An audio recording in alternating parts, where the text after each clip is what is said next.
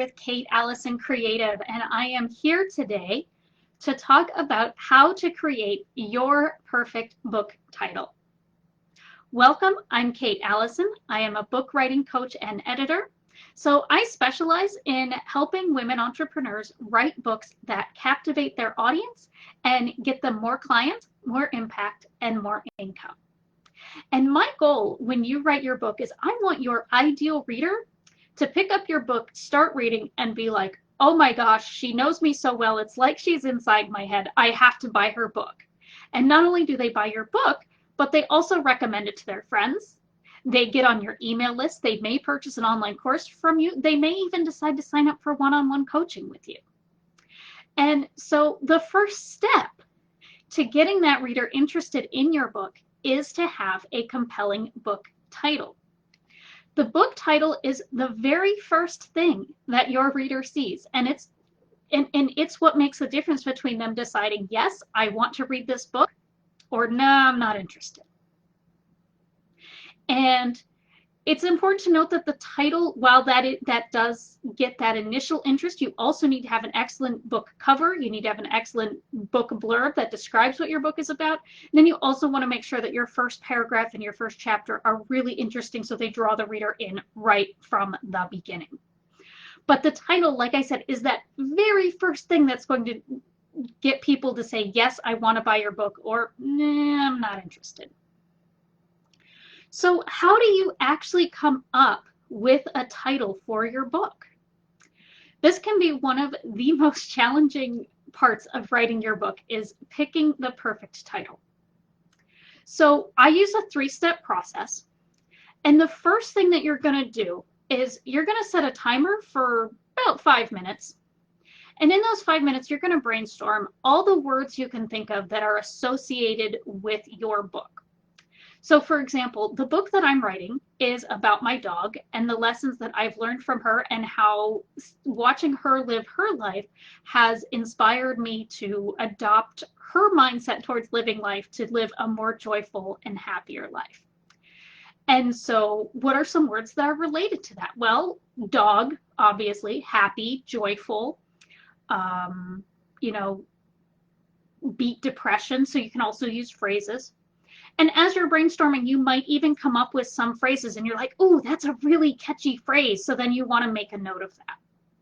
So while you're brainstorming, again, right now, you're not judging anything. Right now, you're just writing a bunch of things down, because something that a word that you might think, yeah, I'm not so sure about that, might be perfect when you combine it with another word to come up with the perfect phrase that describes your book.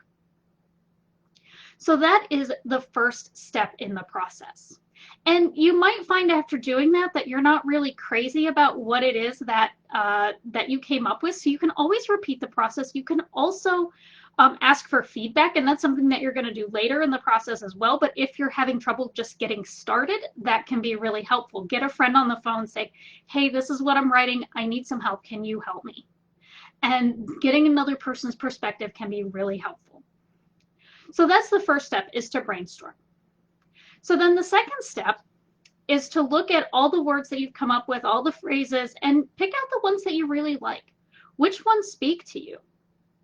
Which ones are most closely aligned with the theme of your book? Which ones will draw your reader in? And here it can be helpful to do a search on Amazon or go to your local bookstore and look for books that are similar to yours and see what titles are there. Especially if you're on Amazon, look for the ones that are best selling. What are those titles?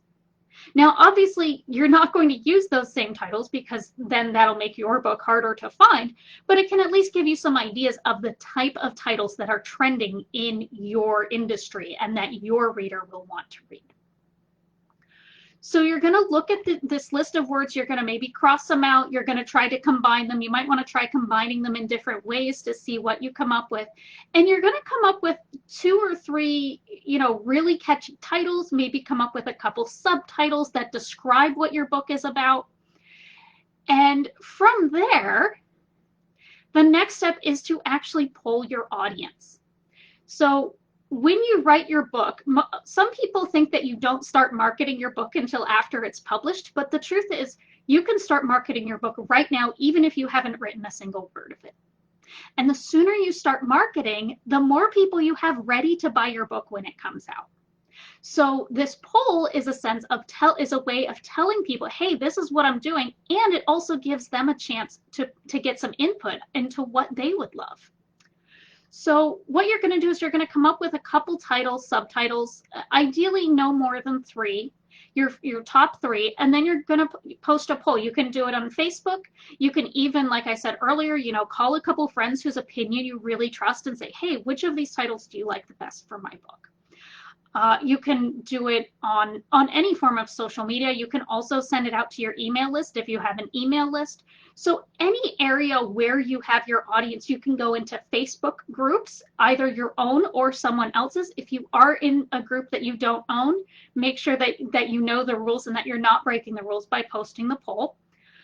But there are a lot of good places where you can do that and where you can get some really good feedback. Now, a caveat here is that you want to pay particular attention to the opinion of people who are in your target audience. When you post to social media, you might get a bunch of opinions from, your Aunt Rosie, and, she might not be in your target audience, so you might not necessarily, you might want to look at that and take her opinion with a grain of salt. So, because everyone is going to have a different opinion.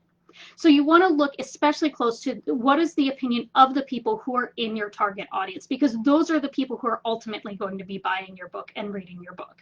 And those are the people who you want to read your book. Yes, thank you, Lorena. I'm so glad you're here.